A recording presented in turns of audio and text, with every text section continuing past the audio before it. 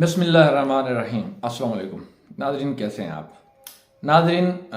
कल तोशाखाना केस के हवाले से पेशी थी। तोशाखाना की जो लिस्ट है वो वेबसाइट पे भी अपलोड हुई। उसके अलावा रिकॉर्ड जो है अदालत में पेश किया गया।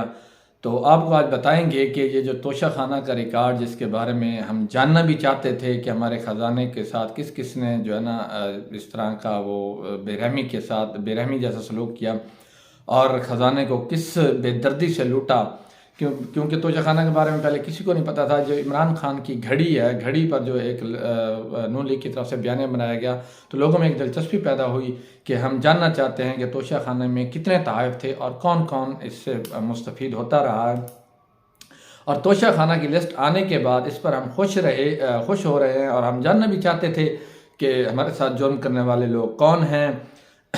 तो नाज़रीन, हम आपको बताते हैं कि इस सब का सेहरा वन एंड ओनली, जो इस वक्त जिसको हम आप बहादुर भी कह सकते हैं, यंग भी हैं और ख़ूबसूरत भी हैं, मैं बात कर रहा हूँ जस्टिस आसिम हफीज़ की, जो कि लाहौर हाई कोर्ट के जस्टिस हैं। 2018 में जस्टिस बने और जो है ना जिन्होंने 2032 तक जस्टिस रहना है। आया कि वो सुप्रीम कोर्ट तक पहुँचते या नहीं पहुँचते, ये बात की बात है, लेकिन उन्होंने एक इंतहाई ब्रेव डिसीजन लेते हुए जो है ना तोशाखाना का रिकॉर्ड मंगवाया। क्योंकि तोशाखाना का रिकॉर्ड वो काफ़ी दिनों से मांग रहे थे, लेकिन जो है ना वो जो कैबिनेट डिवीज़न के वो जो होते हैं, तोशाखाना के सेक्रेटरी होते हैं, वो लैतुलाल से काम ले रहे थे, बहाने बना रहे थे।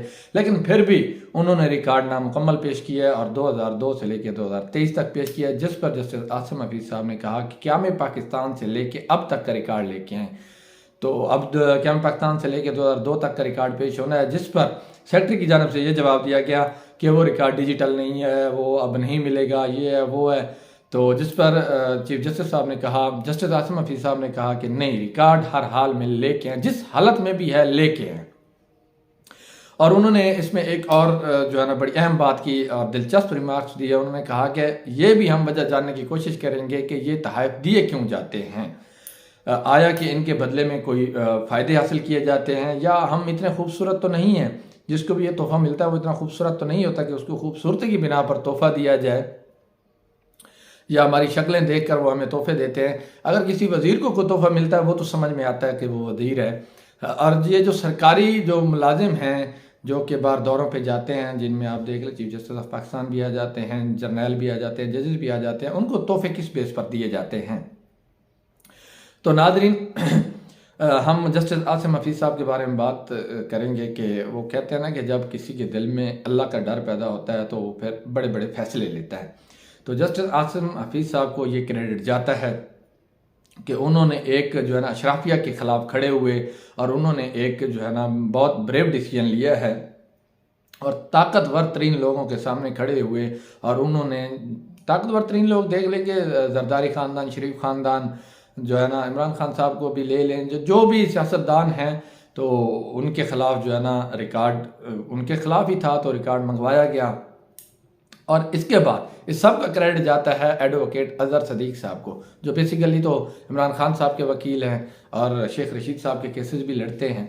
तो अज़हर सदीक़ साहब ने ये पिटीशन दायर की थी जस्टिस आसिम हफीज़ साहब की कोर्ट में कि ये जो है ना तोशाखाना का रिकॉर्ड जो है मंगवाएं कि इसमें से किसको कितने तहफ़ मिले और कौन क्या लेके गया, कौन कौन मुस्तफ़ीद होता रहा है। तो ये अगर देखा जाए तो जस्टिस आसिम हफीज़ साहब उम्मीद की किरण है हमारे लिए। उन्होंने एक जो है ना मुल्की मफाद की खातिर इतना बड़ा फैसला लिया है। जो रिकॉर्ड 2002 से 2023 तक पेश किया गया है उसको भी उन्होंने रिजेक्ट कर दिया और उन्होंने कहा कि नहीं, क्या मैं पाकिस्तान से लेकर अब तक जो है वो रिकॉर्ड लेके आएँ। लेकिन अभी तक फ़िलहाल बहाने बनाए जा रहे हैं कि नहीं जी वो रिकॉर्ड नहीं है। अब देखना ये है कि आया कि वो रिकॉर्ड पेश होता है या नहीं होता। क्या सुनने में ये भी आ रहा है कि बल्कि देखने में भी आ रहा है जस्टिस साहब को, अगर आप उनकी तस्वीर देखें, गूगल पे सर्च करें जस्टिस आसिम हफीज़ साहब को, तो उनकी शक्ल जो इंडियन बॉलीवुड एक्टर हैं रणबीर कपूर, उनके साथ मिलती है। खैर रणबीर कपूर तो खूबसूरत भी हैं, उसके अलावा जो है ना फिट भी हैं, एक्टर हैं, फिट हैं। लेकिन उनके बारे में एक दिलचस्प बात आपको बताता हूँ जो शायद आपको पता नहीं होगी। वो टकले हैं। टकले से मुराद ये है कि वो सर से गंजे हैं, बेग लगाते हैं। जबकि आसिम हफीज़ साहब के अपने बाल हैं जो कि जिससे उनकी जो है ना पर्सनैलिटी में जो है ना एक निखार आता है, ग्रेस बनती है बालों के साथ, क्योंकि बालों के साथ आधी पर्सनैलिटी होती है। तो कोशिश करें कि इस वीडियो को जो है ना आगे फैलाएं ताकि ये वीडियो उन तक पहुंचे और उन्हें पता हो कि हमारी जो कौम है, पाकिस्तान की कौम है, वो आपके साथ खड़ी है। आप अगर इस तरह के अच्छे फैसले देंगे तो कौम आपके पीछे खड़ी है। और जो फैसले ऐसे कौमी मफाद में होते हैं, मुश्तरका मफाद में होते हैं, इज्तिमाई मफाद के होते हैं, उसमें कौम हमेशा, पाकिस्तानी कौम का ये रहा है, रिकॉर्ड रहा है कि वो अपने जो है ना फैसले देने वालों के हक़ में खड़ी होती है, चाहे कोई भी फोरम हो। इस तोशाखाना के केस के बाद एक अगला मरहला आएगा जिसमें मरीम नवाज़ को अहल करवाया जाएगा कि वो कोई सरकारी ओहदा भी उनके पास नहीं था, उसके बावजूद उन्होंने जो है ना BMW गाड़ी ली, मर्सिडीज़ ली, और उन्होंने एक बरमला एक दफ़ा ऐलान भी किया था कि मुझे UAE से जो मर्सिडीज़ मिली थी वो मैंने खुद बेची है, BMW मिली थी वो मैंने बेच दी और ख़ुद जो है ना रखी। तो ये वो कोई पाकिस्तानी जो है ना सियासत में उनका कोई ओहदा नहीं रहा, तो उसके बावजूद उन्होंने जो है ना ये तहफ़ क्यों लिए, किस हैसियत से लिए। नवाज़ शरीफ पहले नाअहल हो चुके हैं, मरीम नवाज़ की बारी है। खैर वो पहले तो कुछ से मेरे ख्याल में 5 साल के लिए नाअहल हैं, अब उनको ताहयात नाअहल करवाया जाएगा। दूसरा ये है कि इन लोगों ने जो है ना जरदारी ख़ानदान है, गिलानी ख़ानदान है या शरीफ ख़ानदान है, इन्होंने जो तहफ़ तोशाखाना से लिए इनको डिक्लेयर नहीं किया। डिक्लेयर ना करने से ये नुकसान हुआ, मुल्की ख़जानों के टैक्स से वो बच गए। जो उन्होंने ख़जाने से ये तहफ़ लिए थे उनको डिक्लेयर करते, उस पर टैक्स पे करते, तो डिक्लेरेशन ना देने की बिना पर भी उनके ख़िलाफ़ केसेस बनाए जाएंगे। इमरान खान साहब अगर वज़ीर आज़म बन जाते हैं आने वाले वक्तों में, और उम्मीद भी है वो बनेंगे, तो उम्मीद की जा रही है कि वो तोशाखाना का जो कानून है इसको तब्दील करेंगे और ये कानून बनाएंगे। उनके ये बयानात भी रिकॉर्ड पर हैं कि मैं ऐसा कानून बनाऊंगा कि ये जो भी तहफ़ होते हैं जो बाहर से मिलते हैं वो पहले आके तोशाखाना में जमा करवाए जाएंगे, उसके बाद उनकी बाकायदा ऑक्शन होगा। ऑक्शन में सिर्फ वज़ीर आज़म हिस्सा ले सकेगा, उसके अलावा ओपन ऑक्शन होगी, जो उसका रेट होगा, वेल्थ डिक्लेयर होगी, वही जो है ना वो उसका पैसे जमा करवा के वो तोहफा रखा जाएगा। क्योंकि ये होता है तोशाखाना में जो भी आइटम होता है, अगर 1 करोड़ का आइटम है तो उसकी वैल्यू डिक्लेयर करवाई जाती है। उसमें मजीद करप्शन ये की जाती है कि 1 करोड़ के आइटम को 50 लाख का डिक्लेयर करवाया जाता है। 50 लाख पे जब आप 10% देते हैं तो मेरे ख्याल में 5 लाख बनता है। तो 1 करोड़ वाली चीज़ आप 5 लाख में लेके जाते हैं। आप खुद अंदाज़ा कर लें कि कौमी ख़जाने को कितना नुकसान पहुँचता है।